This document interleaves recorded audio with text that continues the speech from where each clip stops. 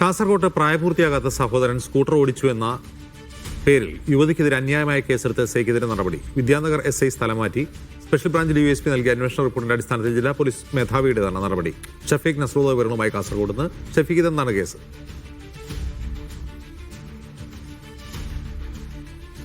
നേരമാണ് ഈ കേസിനാസ്പദമായ ഒരു സംഭവം ഉണ്ടായത്. പ്രായപൂർത്തിയാകാത്ത സഹോദരനെ പിന്നിലിരുത്തി മാജിദ സ്കൂട്ടർ ഓടിച്ച് വന്നു. ഇതിന്റെ CCTV ദൃശ്യങ്ങളും പോലീസിന് ലഭിച്ചിരുന്നു. ചെർക്കളയിൽ ഈ സ്കൂട്ടർ നിർത്തിയിട്ടതിനു ശേഷം സഹോദരി മാജിദക്ക് ഡ്രൈവിംഗ് ലൈസൻസ് ഉണ്ട്. മാജിദയാണ് സ്കൂട്ടർ ഓടിച്ചത്. ആ സ്കൂട്ടർ ഓടിച്ചതിന്റെ CCTV ദൃശ്യം പുറത്തു വന്നിരുന്നു.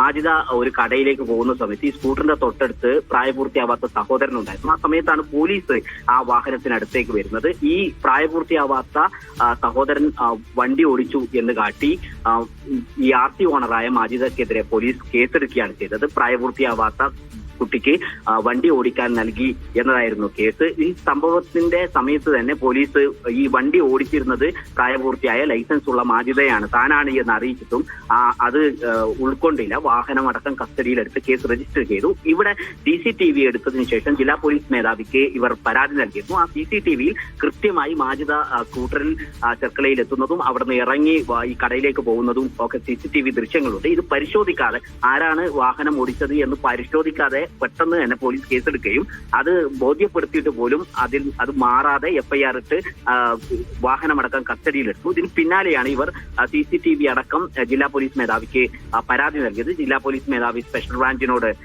ഈ അന്വേഷിച്ച് റിപ്പോർട്ട് സമർപ്പിക്കാൻ നിർദ്ദേശിച്ചിരുന്നു. അതിനെ തുടർന്നാണ് ഇപ്പോൾ സ്ഥലം മാറ്റാനുള്ള ഒരു ഉത്തരവ് ജില്ലാ പോലീസ് മേധാവി നൽകിയത്.